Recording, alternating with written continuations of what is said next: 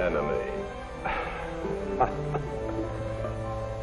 Oh, I am not supposed to laugh. You've heard that the Japanese do not show their feelings, nor do I have big teeth and thick glasses. How sad to disillusion you, and how easy. Easy because you do not know the Japanese. You only think you do, and you're wrong. Let me show you how wrong you are. This is Japan. My Japan. It is lovely. Here, breezes, soft and fragrant, whisper the story of the moon goddess to feathery little pine trees. Here, dainty bridges hover over tiny streams, like hummingbirds over flowers. Here, sacred fish ripple pools of water, cold and clear as winter sunshine.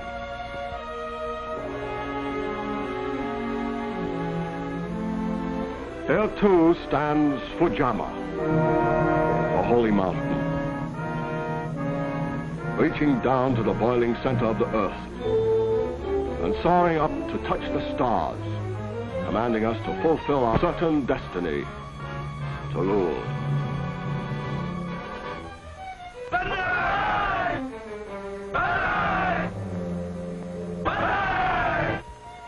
Yes, my Japan is lovely, is it not? This too is my Japan, the frame around the picture, the hard backbone of the graceful bamboo tree. Flimsy buildings made of paper and wood. One vast torch waiting to burn at the drop of an incendiary. Look again. Neither fire nor earthquake can level our cities. You are finding that out, are you not? None of your bombings particularly impress us. London was bombed. Did England die? Tokyo, Osaka, Yokohama, drop your bombs. You cannot destroy Japan by turning cities into blackened rubble, by wiping out a few inexpensive lives. You're finding that out too, are you not?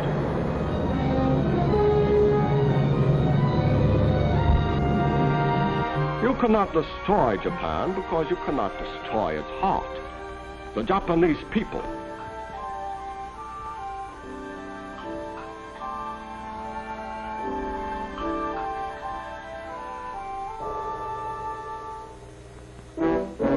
You say you can, and the message oppose amuse us. You say you can destroy us by starving us out. You forget that we're not like you. We have no soft bellies crying for beefsteaks and butter and candy. We live well on simple food, easy to get. Starve us? It is easier to starve a fish in the ocean. You say you can destroy us by making sacrifices.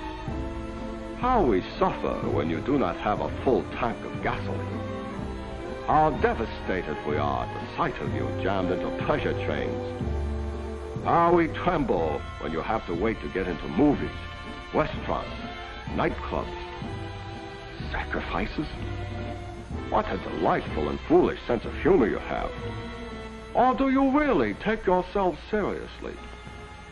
We don't. We think you're stupid. An admirable quality for an enemy to have. You say you can destroy us by outworking us. You must forgive me. This is one of the most amusing ideas of all.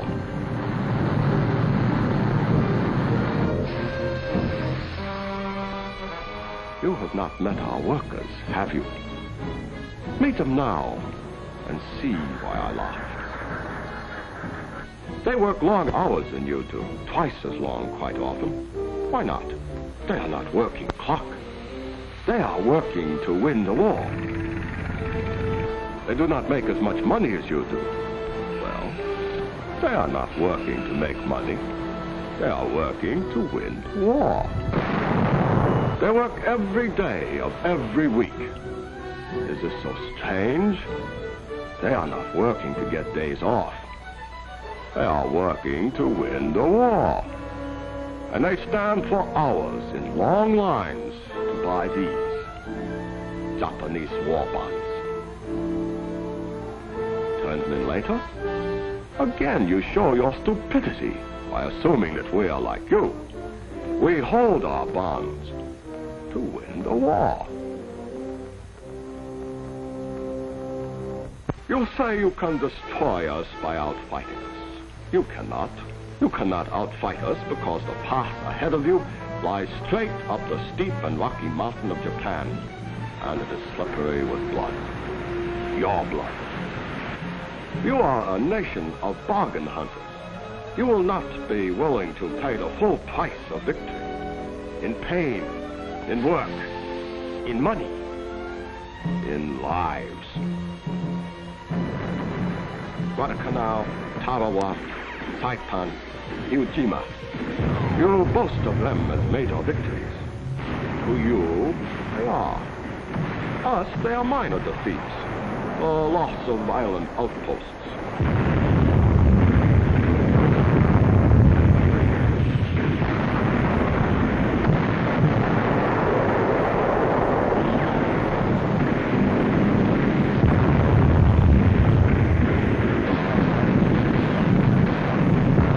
Americans are fond of saying, look at the score. Very well. Look at it. You sent your finest troops against these outposts. They died by the thousands. Here they are, massacred, slaughtered.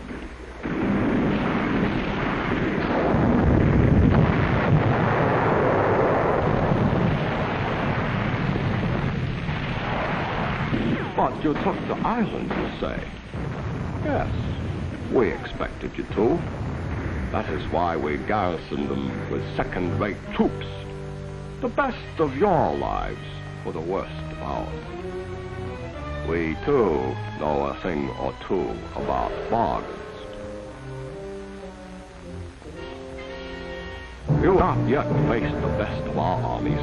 You have faced only 10% of our worst. Our first-line fighters, millions of them, wait for you on battlegrounds of our own choosing. Wait across vast waters which thin out your supply lines and weaken your fighting strength before you even reach. They wait in Japan, in China, in Burma, and all the other half of the world. Our half. And they laugh at you because you are so wrong about them. They have reached full strength, you say. There are no more replacements. Listen well. More men, many more, enter our armies every day, month in and month out, than we lose in casualties. They are ignorant little savages, you say. Ignorant? 90% of our armies can read and write. Can you say the same for your own?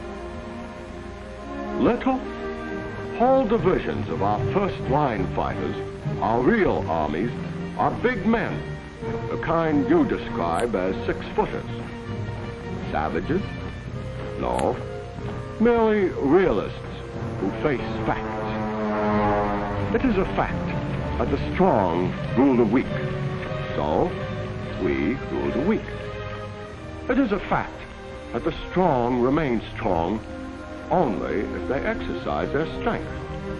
So, we exercise our strength. It is a fact that the lower the birth rate among the weak, the less potential danger for us in the future. So, we control the birth rate.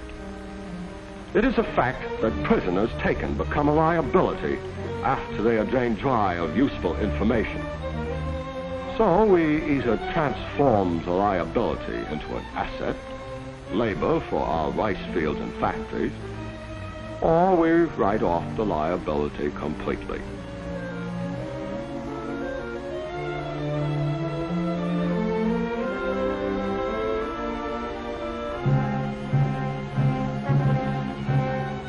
For further details, you might speak to those of you who were so long our guests in the Philippines, those who still live.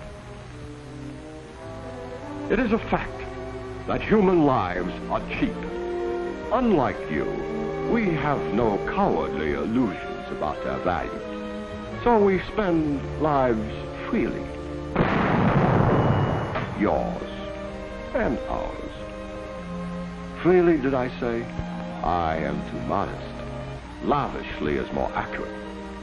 I refer you to what my Japan told you early in the war. We are prepared to spend 10 million lives to defeat you. How many are you willing to spend? Think well before you answer. And remember what you paid to dig a few thousand of us out of caves on Iwo Jima. Only a few thousand. And there are 70 million of us left, waiting for you. 70 million who have planned for decades to destroy you, who await eagerly and passionately the sacred honor of dying to halt you, who will stop at nothing to crush you. 70 million people, if you will, to be dug out of caves. Japanese caves? You give no one but yourselves credit for the ability to hold aces up the sleeve, do you? There are caves in China. The China is so near to us. The China we control. Should you edge uncomfortably close to our home island, it would be simple to move across the narrow sea of Japan, would it not? A move of only 100-odd miles.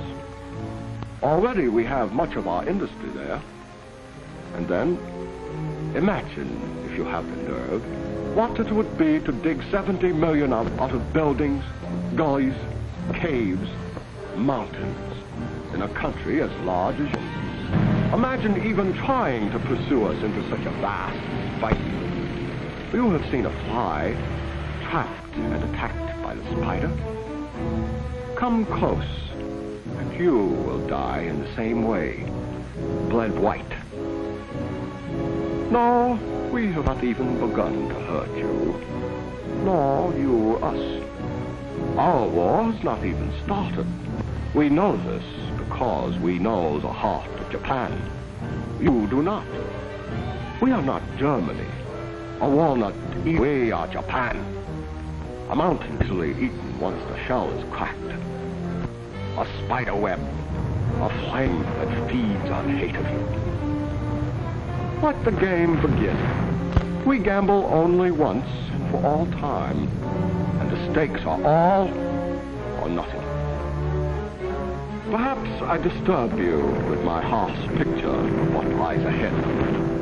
So feast instead on this, the beauty of my Japan. It is more to your taste for a world of make-believe rather than one of realities. No, I must not disturb you. I must not awaken you. Your dreaming is pleasant and useful to us, for you dream of victory rather than work for it. You talk total war rather than fight for it. You smugly expect peace at bargain rates instead of on our terms. By all means, come to my Japan, if you dare. And welcome. It is beautiful here. As beautiful as the sight of your blood on our bayonets.